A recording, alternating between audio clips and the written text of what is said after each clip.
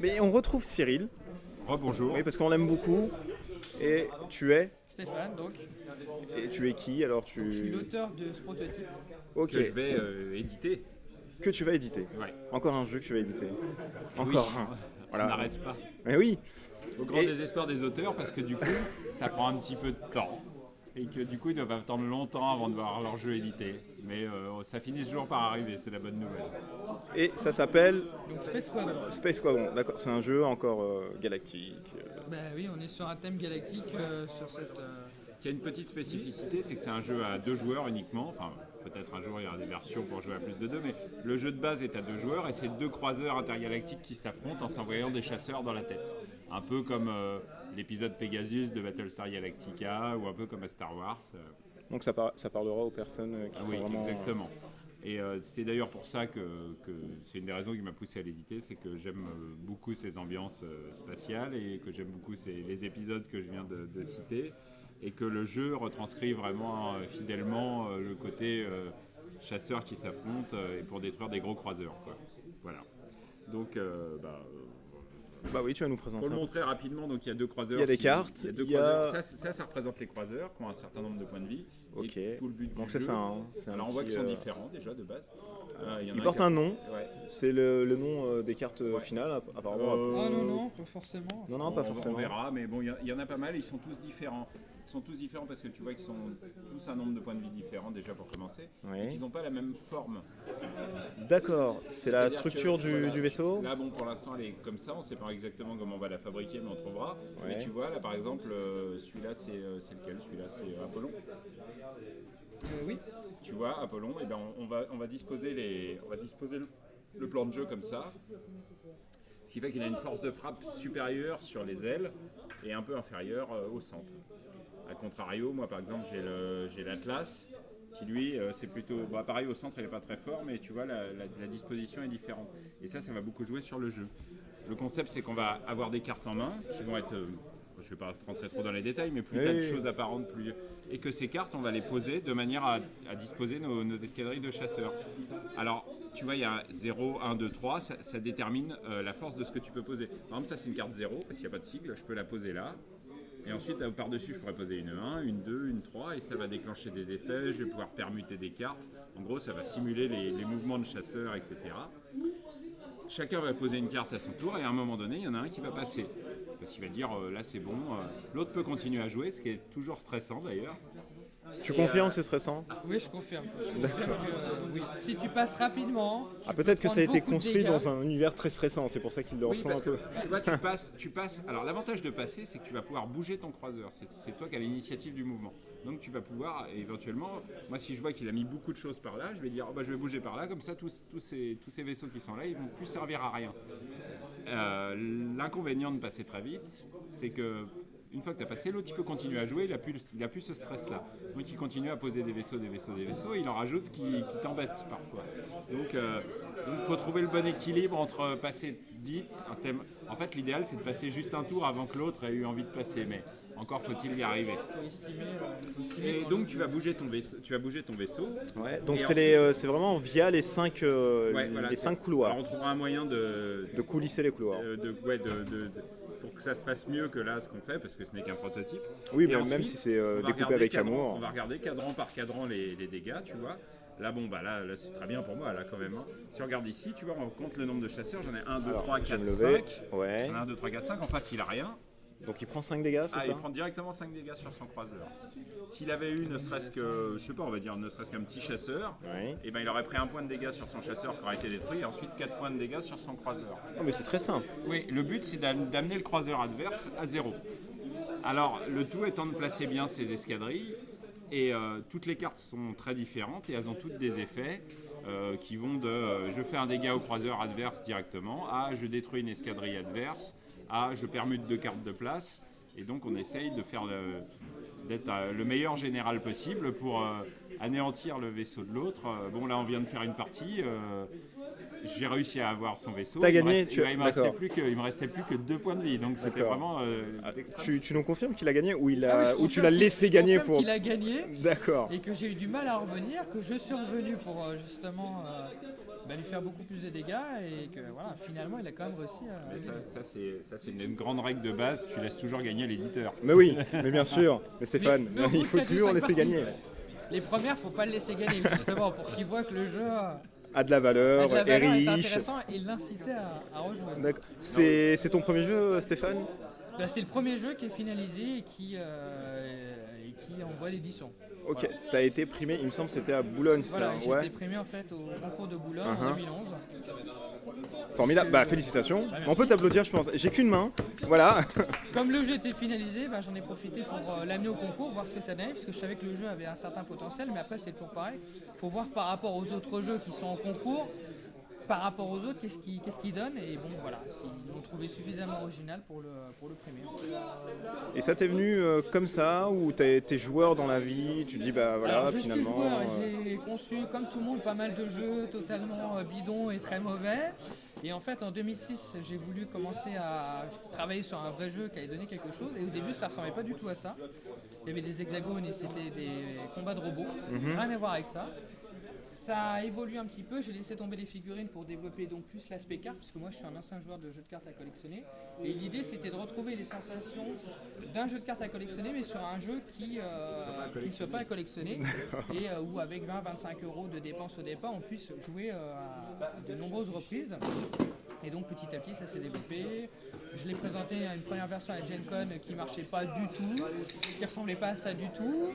J'en avais d'ailleurs parlé, enfin pas à Cyril mais à son staff à ce moment-là, mais bon voilà, ça n'avait Oui, rien parce donné. qu'on le rappelle, tu as un staff, tu n'es pas tout seul finalement. Bon, voilà, sur les salons il est pas tout seul, Ah oui, heureusement.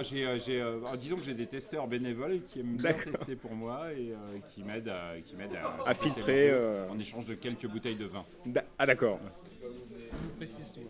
Et donc après, j'ai retravaillé une autre version sur plusieurs salons et j'ai présenté une version non illustrée toute moche à Cyril à Dumvix où il a trouvé ça intéressant déjà. Et donc j'ai représenté une autre version qui ressemblait déjà un petit peu plus à ça au monde du jeu en 2010.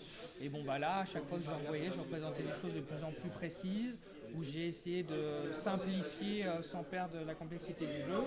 Et voilà, et finalement... on va dire qu'un an plus tard, c'était sur la version définitive fin 2011 à peu près. Ça représente combien d'heures de test? On en parlait avec Cyril, c'est pour ça qu'il Il m'a dit, rit. il m'a dit 600 J'ai parties. fait 600 parties. 600 parties, d'accord, ouais, à c'est peu énorme. près, ouais. Ça fait beaucoup. Mais Ça bon, représente, excuse-moi, hein, ça représente combien de... Du coup, est-ce que c'est une moyenne de faire 600... Oh non, là, Non, y a pas de- ça dépend vraiment de la Ça durée du dépend Ouais. jeu. Nous, sur un jeu beaucoup plus complexe, on va pas pouvoir en faire 600, c'est trop. Mais entre 100 et 200 en général, ouais. Mais 600, c'est beaucoup, mais comme le jeu est plutôt court, c'est plus gérable de faire 600 parties. On est sur un format de combien? 25, 45, 1 heure? une demi-heure. Une demi-heure. Ah oui, Quand on donc essaie c'est de très jouer, rapide. Sur la première partie, 40-45 minutes, le temps de comprendre bien les icônes et de réfléchir au mécanisme de jeu, parce que c'est assez particulier comme mécanisme. Avec sa main de départ, il faut réfléchir à comment on va optimiser son déploiement, et on peut jouer sans optimiser sans problème, c'est pour ça que c'est accessible dès le départ, mais évidemment un joueur qui va optimiser va avoir un résultat finalement à la fin du tour. Ok, beaucoup donc ça plus c'est les intéressant. pioches, ce sont les cartes, recto verso, j'imagine. Pour qu'un jeu soit bien, en fait, si tu veux, enfin, nous, dans notre théorie chez Istari, c'est qu'un joueur qui est expérimenté doit normalement battre un novice. Ou alors le novice est très doué, c'est très possible aussi, mais on va dire que c'est des jeux avec des courbes d'apprentissage, c'est-à-dire que tu es meilleur au bout de ta 5e partie qu'au bout de ta première partie. C'est un peu une trademark chez Istari, on essaie de faire des jeux qui se découvrent au fil du temps, et celui-là correspond tout à fait à ça. C'est-à-dire que ça se joue, tu peux y jouer de manière très directe, c'est assez facile d'y jouer ta première partie, mais peu à peu tu apprends la technique pour dire tiens je vais d'abord poser cette carte parce que c'est beaucoup plus intéressant, je vais me déplacer de ce sens-là parce que c'est beaucoup plus intéressant, le genre de truc que tu n'acquiers qu'avec de l'expérience, quoi. T'es parti voir directement Istari et En fait, t'as fait plusieurs démarches à côté. En avançant dans la conception du jeu, je me suis dit que ça cadrait pas mal avec ce que je savais de lui, parce que bon, je suis... Tu peux carrément dire, sinon c'était le seul éditeur qui restait. Non, Et finalement, je c'était le. suis un auteur qui fréquente Trick Track depuis 2004, Ouais. à peu près. Donc je connaissais un peu tous les intervenants, pas forcément personnellement, mais on connaît leur style. Donc après, évidemment, quand tu conçois un jeu, que tu connais un peu les éditeurs, tu sais vers lesquels ça va plutôt les intéresser.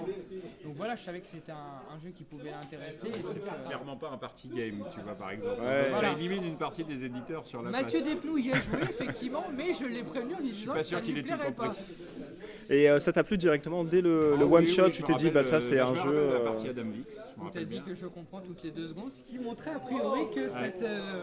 Oui, non, c'était déjà très intéressant. Moi, ce qui m'a plu, si tu veux, c'est l'adéquation. C'est un truc sur lequel on n'insiste pas assez, c'est l'adéquation du thème et de la mécanique. Quoi. Si tu veux, c'est que c'est un jeu de cartes où on va poser des cartes, etc. Mais ça colle parfaitement dans le thème de 2 chasseurs qui s'affrontent en s'envoyant des vaisseaux. Alors, pour peu que ça existe, ça n'existe pas vraiment dans la réalité, mais disons que c'est comme ça qu'on se le représente parfaitement.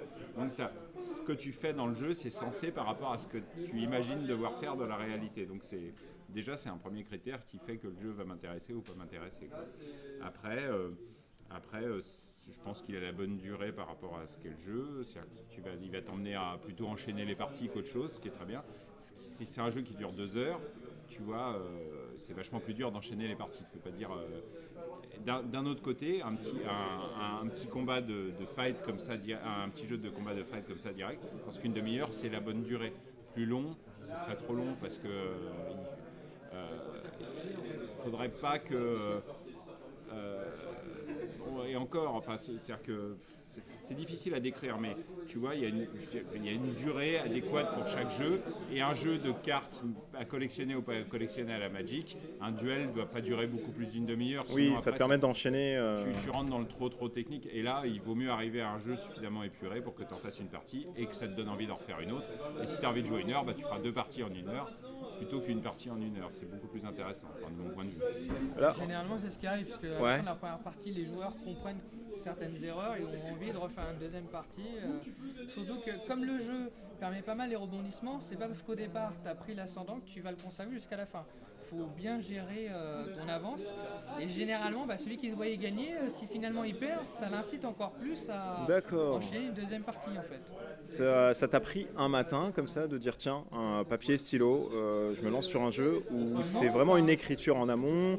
En tant qu'artiste, comment tu t'y es pris? Il y a une méthodologie à suivre? Je sais pas, il y a peut-être des cours, des cahiers. Méthodologie à Non. suivre. Moi, j'étudie un peu la question et je développe un blog où j'en parle de ça et de l'aspect juridique aussi des choses. Alors le blog, c'est comme ça en plus. Pour l'instant, il est en ligne, mais il est en cours de route. Secret. Voilà, c'est un un blog secret secret. en ligne. Il s'appelle le livre de Todd, puisque mon pseudo est Todd sur Trick-Track. Donc voilà, mais bon, ça j'en parlerai en temps voulu. en temps voulu un peu plus, parce que ça va encore prendre quelques mois pour être développé. Mais en fait, il y a toute une méthodologie à mettre en place pour permettre de gagner du temps. Mais ça, c'est compliqué parce qu'au niveau game design, on en parle beaucoup en jeu vidéo et assez peu en jeu de société. Oui, finalement. Et pourtant, il y a des réflexes qu'on peut acquérir qui permettent effectivement de gagner du temps au niveau de l'écriture des règles, au niveau des tests et tout ça. Mais au départ, tu perds du temps parce que tu fais tout de travers. Moi, par exemple, j'ai commencé en écrivant les règles, ce qu'il faut pas faire. Parce que tu écris les règles, tu simules dans ta tête en disant ça va bien se passer comme ça, et en fait quand tu essayes, ça donne pas du tout le résultat qui était escompté. Et ce qui est important quand tu développes un jeu, c'est l'expérience de jeu. C'est-à-dire les sensations que tu vas ressentir au début de partie, en milieu de partie, en fin de partie, à chaque stade. Et c'est là-dessus qu'il faut travailler en fait. Et moi, comme l'idée au départ c'était de développer un jeu dont le public cible c'était les joueurs de jeux de cartes à collectionner, il fallait retrouver les sensations des jeux de cartes à collectionner. Le fait que il fallait développer la meilleure stratégie, la dynamique de jeu aussi, parce que ça c'est important. Tu peux pas avoir un jeu où la fin de partie elle est ennuyeuse et où dès le milieu de la partie tu sais qui va avoir gagné. Un Magic, il y a des rebondissements incessants et c'est pas parce que tu t'en es pris plein les têtes au départ que forcément tu vas perdre. Et voilà, c'est des choses sur lesquelles j'ai dû travailler, mais au début évidemment ça ressemblait pas du tout à ça. Donc faut y aller à tâtons, faut faire des tests, faut équilibrer les cartes après, faut réfléchir à un certain nombre de mécanismes pour que tout soit correct. Et ça demande beaucoup de temps. C'est pour ça que ça a pris 6 ans à peu près. Ah oui, pour quand que ça même. donne- ça donne ça. Hein. Toi, je pense que tu vas acquiescer, tu vas hocher de la tête. Ouais, je suis Tu complètement confirmes d'accord. les... Je suis complètement d'accord avec tout ce qu'il a dit. Non, mais au contraire, elle a Ouais. une démarche très saine. Nous, c'est le genre de truc. D'ailleurs, tous les auteurs ne sont pas aussi autodisciplinés. Tu vois ce que je veux dire? C'est que nous, il y a beaucoup de protos qu'on récupère parce qu'on aime l'idée ou parce qu'il y a quelque chose qui nous séduit dans le jeu, mais où on doit faire ce boulot que l'auteur n'a pas totalement fait. Par exemple, des jeux qui mettent trop longtemps à démarrer ou qui sont trop longs à finir. Et donc, où on se dit, mais les 3 premiers tours, c'est vraiment juste de la mise en place. Est-ce qu'on ne peut pas accélérer ça, zapper complètement ces 3 premiers tours et donner aux joueurs déjà tout ce qu'ils auraient normalement devraient avoir normalement au bout du tour 3, tu vois. Donc c'est des réflexions de game design, effectivement. Mais bon, le game design, c'est un bien grand mot, c'est des choses qui s'acquièrent avec l'expérience. Et par ailleurs qui peuvent varier d'un éditeur à l'autre, c'est-à-dire que la direction dans laquelle je pousse un jeu, un autre éditeur le poussera peut-être dans une autre direction. Après, C'est pas une science exacte de baser tout sur un game design alors. il n'y a pas une façon d'équilibrer un jeu, il y en a plein. Mais après, tout dépend de ton public, tout dépend de ce que tu vises exactement. Tout dépend de pas mal de choses en fait. Et nous, on a notre façon d'équilibrer les jeux qui ne convient pas à une certaine frange du public et que d'autres éditeurs feraient complètement différemment. C'est notre style, on va dire. D'accord. Alors je sais pas si on peut le dire, c'est signé, c'est prouvé. Ah oui, c'est signé, oui. Oui, c'est signé. Oh, il hoche de la tête. Je sais pas si On a c'est signé on a finalement. signé. Ça a été un peu long, mais après, bon voilà. il y a D'accord, avec des bouteilles de vin, etc., c'est passé plus vite. Il y a, Non. toujours les problèmes de planning et tout ça. Après, voilà, Ouais. Cyril est très demandé, donc. demandé. Non, mais c'est le souci. Tu me flattes. Non, mais Non, par rapport à des jeunes éditeurs, bon voilà, forcément. Maintenant, si tu veux, on est vraiment plus dans la problématique. Comment est-ce qu'on fabrique ça? Tu vois ce que Et je oui, veux dire? d'accord, parce que tu es sur un stade où. Parce qu'après, voilà, on sait qu'on a tant de cartes. Il y a la question graphique est un autre problème encore. Mais tu vois, par exemple, quelle est la meilleure façon de représenter les vaisseaux? Pour l'instant, on a D'accord. fait ces espèces de planches qui sont assez pratiques pour l'aspect modulaire des vaisseaux. Ouais, Tu vois, donc parce ça, que c'est le vaisseau, les il peut être comme ça ou il peut être comme ça. Ok. C'est très bien. Le seul défaut, c'est que quand tu fais bouger le vaisseau et qu'il y a plein de cartes dessus, ça peut être embêtant. Ah oui. Donc on essaye de trouver comment est-ce qu'on pourrait fixer ça. Simplement. Donc voilà quoi, tu vois, maintenant on rentre plus dans ces problématiques là sachant qu'on a un budget, tu vois, c'est pareil, ce type de jeu tu vas pas pouvoir le vendre 45 €. Donc l'idée c'est de viser un prix en dessous de 30 €, donc ça veut dire qu'il faut le fabriquer pour moins de 5, voire même plutôt 4,50, ce serait mieux. Et comment est-ce qu'on fait, tu vois, sachant qu'on voudrait bien un système de fixation, que c'est pas un truc qui existe puisque Ouais. c'est un Bah oui, parce que système c'est vrai que c'est assez. c'est des problèmes. Donc tu crées des problèmes. Non, mais il y a toujours des problèmes. Je crée des problèmes, mais bon, l'idée aussi c'était d'avoir un jeu avec un public cible qui soit Ouais. vraiment spécialisé, parce que les jeux de cartes qui intéressent les joueurs de cartes à collectionner, il n'y en a pas tant que ça. C'est très spécial, donc c'est un Ah, secteur maintenant, il y en a vraiment un peu fermé. plus. Avec Season, c'est Egozu dernièrement, il y en a un peu plus. Mais il y a 3 ou 4 ans, il y en avait assez peu. Et un jeu de cartes science-fiction, avant Rise for the Galaxy, c'était pas vendable du tout. Enfin voilà, a priori, c'était pas du tout ce que les éditeurs allaient rechercher en premier. Mais bon, moi, c'est vraiment un public cible que je visais depuis le départ, qui est aussi, moi, mes envies de jeu.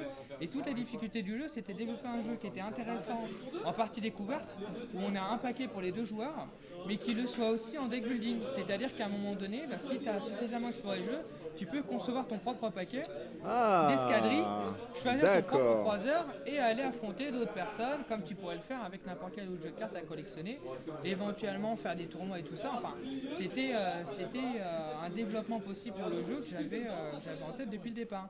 Sachant que sur cette base-là aussi, c'est toujours pareil sur ce type de jeu. D'accord. Tu peux essayer de développer des extensions avec des nouveaux mécanismes pour faire vivre le jeu, puisque sur ce type de jeu-là, à un moment donné, ce que les joueurs recherchent, c'est des nouveaux mécanismes, des nouvelles cartes pour pouvoir continuer à jouer. Et sur la Et à la première fin, version, ça va être à collectionner. non, Oui, Non, c'est. une blague, bah, c'est une blague, c'est une blague. il y a une extension qui est un peu en projet et tout ça, après on peut pas en faire 50. Et c'est vrai que ce qui a été difficile de développer au départ au niveau de la création du jeu, c'était cet aspect-là en fait. D'accord. Avoir un jeu qui soit aussi intéressant pour les premières parties qu'au bout de 50 100 parties. Et bon, voilà, sur la version précédente, c'était beaucoup plus difficile à mettre en place en fait. On sent le passionné à côté. Bah, Ça fait plaisir de... J'ai non, vécu mais avec ça pendant 6 ans, donc... Mais il faut. En fait, enfin, j'imagine qu'il doit y avoir un certain nombre d'auteurs expérimentés qui font ça de manière avec une approche beaucoup plus commerciale de la chose. J'en connais d'ailleurs un certain nombre, mais c'est des auteurs qui ont déjà pas mal roulé leur boss, etc. et qui essayent d'en vivre. Malgré ça, si tu commences en te disant je vais faire un jeu et je vais gagner de l'argent, c'est une mauvaise idée. D'abord parce que ça rapporte pas tant que ça d'être auteur, que il y en a qui gagnent beaucoup d'argent, mais que a priori c'est quelque chose que personne ne maîtrise. Tu vois, pourquoi tel jeu d'un coup va se mettre à vendre à 1 million d'exemplaires alors que tous les autres se vendent à 3000 exemplaires? Bah, il y a un peu de hasard, un peu de le bon jeu au bon moment. Et ça, c'est un facteur que personne ne maîtrise. Alors c'est plus la reconnaissance de l'auteur, c'est ça? Si ça marche vraiment bien, Si ça marche vraiment bien, tu seras content d'être sur toutes les oui, étagères. T'as la reconnaissance par rapport à l'éditeur aussi, parce que c'est toujours pas être édité par tel et tel éditeur. C'est important. C'est important parce que bah voilà, t'es un peu plus reconnu si t'es édité par un éditeur reconnu qui est en place. Mais il sourit à côté. Plutôt... Mais non, mais c'est la vérité, il le sait très bien. Certains auteurs lui ont dit d'ailleurs. Il y a des auteurs qui se battent pour essayer d'être édités chez lui, donc voilà, il y a ça aussi qui joue. Tu vas faire des jaloux. Non, mais c'est vrai, on te l'a dit. C'est vrai, ça, plus sérieusement, Cyril, c'est vraiment important pour un auteur d'être reconnu, d'être sur des étagères, de se dire, bah voilà, finalement, c'est un trophée, c'est surtout, ça fait plaisir que les gens jouent à ton jeu. Oui, bon, déjà, oui. L'idée, elle est là. Je pense que, bon, déjà, quand tu es. Enfin, le fait que, tu vois, genre un projet qu'il a démarré il y a 6 ans avec des bouts de papier, de la colle et compagnie, de le voir à la fin sur les étals, ça fait quelque chose, quoi, tu vois. À côté de ça, c'est sûr que nous, on a beaucoup de demandes et malheureusement, on en édite très peu à la fin parce que simplement, on ne peut pas en éditer plus. Donc c'est sûr que les gens, les auteurs, à certains moments, peuvent se sentir privilégiés d'être édités par Hystary. Non pas parce que, non pas parce qu'on donne. C'est pas comme si on adoubait les gens. C'est juste qu'on n'a pas les moyens d'en sortir tant que ça. Donc forcément, on est obligé d'être très sélectif. Donc on sélectionne que les meilleurs pour nous, encore une fois. Un truc qui est le meilleur pour moi ne va pas être le meilleur pour un autre éditeur. Et voilà. Mais c'est sûr qu'il y a une satisfaction à avoir son jeu édité dans de bonnes conditions. Voilà, et c'est un très bon. C'est une très bonne motivation pour faire un jeu. Ce qui est une mauvaise motivation pour faire un jeu, c'est l'argent. Ouais. Non pas parce que ça paye pas, mais c'est parce que faut que ça vende. Et ça, c'est même nous, même moi, je peux pas dire à un auteur, ton jeu, on va le vendre à tant de milliers. J'en ai aucune idée. C'est le public à la fin qui décide. Donc, mais par contre, la motivation de voir son jeu édité, c'est une très belle motivation. Ça sort quand? Alors je vois des petits signes, des petits clins d'œil de part et d'autre. C'est la grosse interrogation, je sais que ça stresse beaucoup Stéphane. Courant 2013. Courant 2013. On n'est pas loin d'être prêt, il faut résoudre des problèmes techniques, il faudra travailler les graphismes. À l'origine, on aurait bien aimé le sortir pour Cannes, mais là on commence à être un peu court. Ouais. On va voir. Mais au courant 2013, ça va arriver. Ton attente est bientôt terminée. Ah non, mais il n'y a pas de problème. Oh, il a attendu 6 ans, je pense qu'il peut encore attendre un peu. Oui, en tout cas, ça a l'air très prometteur. C'est difficile d'expliquer ça aux auteurs aussi parce que, en théorie, je dis la moyenne d'attente, c'est 2 ans. Les gens ne me croient jamais, mais bon, là, on a calculé que certains pouvaient arriver à 1 an et 7 mois quand ils étaient vraiment pistonnés. Mais c'est clair que dès le moment où tu dis à un auteur que son jeu va être sorti, bah, il se dit cool. Et quand tu rajoutes virgule dans 2 ans, au début ils ne se rendent pas bien compte que c'est vrai. Tu vois, mais ça prend du temps malheureusement. Mais bon, l'important étant que ça sorte. Donc à la fin, ils sont généralement contents parce que ça sort quand même, quoi, tu vois. D'avoir la petite boîte, etc. Ça permet d'affiner s'il y a affiné encore des détails. Hein. Donc c'est toujours ça qui est intéressant. Hein. Le diable est dans les détails. Il y a toujours mais le diable est partout. Le diable est partout. Ben, c'est mieux de s'en rendre compte avant plutôt qu'une fois que c'est sorti. Donc c'est vrai. il faut faire des tests, vérifier. Oh, bien sûr, faire un petit erratum ou une FAQ. C'est pas bien. C'est pas bien ça.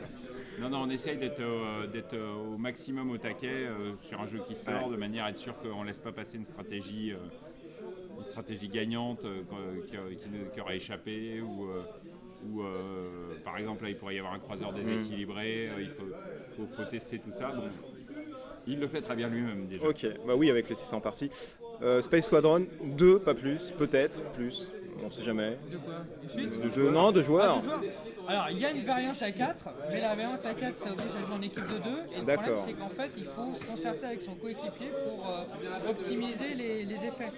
Donc, c'est un peu plus compliqué. Et déjà, ça rallonge la partie parce qu'on passe facilement à 1 heure, 1 heure et demie, parce qu'il y a un peu de diplomatie. Et après, on peut faire des parties à 10, 15 personnes en 2 camps, c'est possible, mais ça demande une certaine logistique. Donc, c'est à envisager éventuellement sur des salons ou des festivals pour des grosses parties, mais Pour les championnats du monde. qui risquent d'être Pour un les, peu le oui, bazar. pour les championnats Pour du monde. l'instant, ce sera quand même vendu comme un jeu Voilà. à 2 joueurs. Ouais. Mais ça tourne vraiment bien à 2, à plusieurs, c'est sympathique, mais bon, C'est c'est pas plus une long. partie qu'on fait, c'est pas une partie qu'on fera pour gagner à 6-10, c'est vraiment pour se marrer. Mais voilà. c'était dans le concept de départ, tu vois, parce que comme ils cherchaient un truc à la Magic, on va dire, Magic ça se joue en duel. Tu vois. Oui, bien Donc, sûr. Ouais. Donc là, on est clairement dans ça, et puis deux croiseurs qui se tapent dessus, c'est déjà suffisamment. Ok, bah écoute, bonne chance.